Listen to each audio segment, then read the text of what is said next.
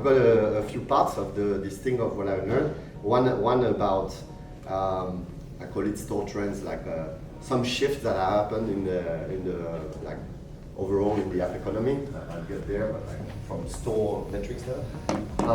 Second one, ad measurement, obviously, with change of attribution since ATT and how we're dealing with it. I realize it's always a topic that's a little bit more technical and not always the most sexy. So I kind of did a very, very summarized version of it. But I'm happy that we dive a little bit deeper on specifics that you're interested in. So I'm not going to spend too much time in re-explaining this CAC network and how should you prompt the users and so on. A bit of channel and networks I put there, but it's more about losers and winners, who in the last year and a half has been gaining market share and who's been losing. Basically us marketers, how we're reallocating a bit our budgets based on the change we saw. And then because all of this is pretty high level and pretty like, I don't know, strategic standpoint, I thought I'd do a bit more operationally, where should marketers focus on their day-to-day, but also in terms of skills, on what do we need to learn for the future, what do we need to be prepped on, and what are skills of the past that are much less needed. I have a very brief one about next step, which is like kind of prediction. I still managed to stick in there, which I also think makes an interesting potential open up for the discussions. But last year, for the very first time, we saw that so here's just downloads, that downloads were stalling, they're not growing anymore last year. And this was it's really the very first time we saw this. It's always up and to the right, and then suddenly, same as last year, or -2% or -10, doesn't really matter. But this is the first time that happened. I was like, oh, wait a minute, this is interesting. What is behind this? And for me, one of the big questions is that structural, kind of we've reached peak App Store volume, or is this conjunctural? There are a few things happening in parallel. I do believe myself it's conjunctural, but there are a few elements that explain this, no? And here we've got something that I believe is a foundational shift in the App Store that has happened over the last 2 years. Historically, the App Store is a gaming App Store. I don't know the percentage in download, but I think it was 70-80% of downloads were coming from gaming. And if you look at the store revenue, so not including e-commerce, Uber, Amazon, and all the advertising, if you just took in-app purchases, so subscription and one-time in-app purchases, you look at this data, which is the one Sensor Tower and Data.ai provide. Historically, it was a gaming app store. 70+% of the money was coming from gaming. You can see all the ad networks, they were looking at subscription and focusing, because this is where the money was.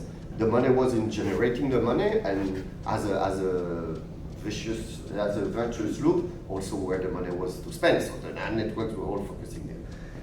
And what we're seeing here is that, subscription started getting some steam on 2017, 18. So some people focused, starting to build specific tools, like we have two in the room, Purchasely and also Dara, that has a tool for us, which is something when I started the subscription, we had to do it all ourselves. There was nothing planned for us.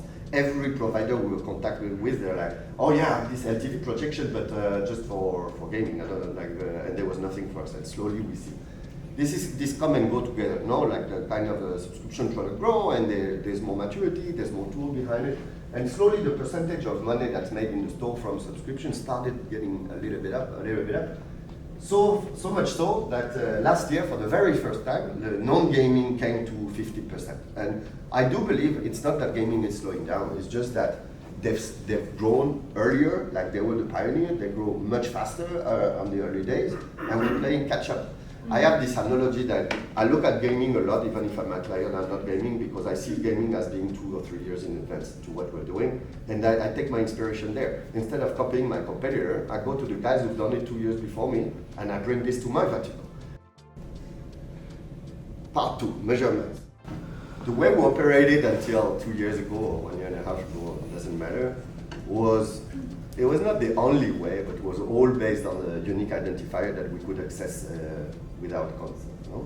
The fact that the change that happened, and the same that is coming to Android in a slightly different way, that the fact that we can only access this data for user consent really change everything, like change our monetization and so on, but in terms of how we measure campaign, how we measure the efficiency of campaign, but how the network optimize, what I believe it has bring is a lot more complexity. It's not that we move from a source of truth to another that is weaker, is we only look at one thing, this idea of attribution, and suddenly I've got like 4 or 5 sources in parallel and I'm trying to figure out between them what they mean.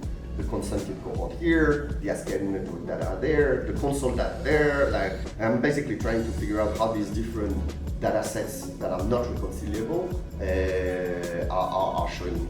None of them is the truth. All of them are a perspective on the truth, and the heart, like I feel it's not that it's not doable, it's just a lot more complex than to do than before. Question on, sorry, no, this question. I love questions, shoot. In Android, the problem with subscriptions is that the people don't have the credit card or... There are multiple problems. Clearly the average purchase power of Android user is less than iOS device. Actually, you look at if you filter only the very expensive Android, so the Samsungs that are worth 800 or whatever, the Google Pixel is not as expensive, but they're very recent phones. The conversions are not that bad compared to iOS. The problem is that those phones are 5 or 10% of the market. And the rest of phones, like on Android, they just don't convert. I think there is a question of purchase power. There is clearly a question of friction that the Google Play Store doesn't force you to put a credit card. So a lot of people, those who never made any purchase, when they come to you, even if they want the product, oh shit, I need to add my billing to Google Play, and it's kind of there is a steep obstacle to pass. And then there is also a reality. A lot of subscription apps, the Android apps suck. It's a bit of a vicious circle that, we're making less money, so we're developing less. Lots of the apps I work with, you go to the design team, there's 5 people, they haven't touched an Android phone in their life. They're all emulating on the computer. What do I have? Winner and losers. Already did it. Who's winning? Apple? I put ASA here. Yeah. Apple why? Because they gave themselves an exceptional attribution. Their attribution works very differently. I think they're not winning as much as they could because of the scalability of search. That's why they tried to add this new placement, which at the moment are shaky for most people, because I believe they were not designed for direct response, for pure performance.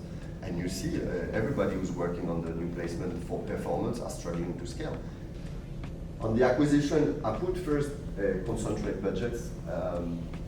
It's harder to operate at smaller scale. It's clear that because of the privacy threshold, you should be aiming at having at least 100 installed per campaign, but also, I don't want to be running 10 networks where I put 10K on each. It makes no sense because the more data the network gets, the more they optimize. I think this is bad because it leads to less diversification. It leads to the smaller players being most affected, but it's just the way it is. I'm not here to decide what's good or bad. It's just the way it is. So what it means is, concentrate budgets. Concentrate budgets even within a network. If you look back even at Facebook, 7 or 8 years ago, it was very manual. I call this intraday trading. When you have 400 different ad groups, super laser targeting of, okay, I'm gonna put women there, and I'm gonna put the less than 25 here, and I'm gonna put every country in a different one so that I can tweak the bits by 2 cents every day. I had a lot of fun in those days. Those days were gone already before ATT because the platform has started to automate this based on events. Basically, events optimization have killed the intraday trading, and we had to start concentrating campaigns to get enough volumes for the platform to optimize and let them do this work for us and bundle things.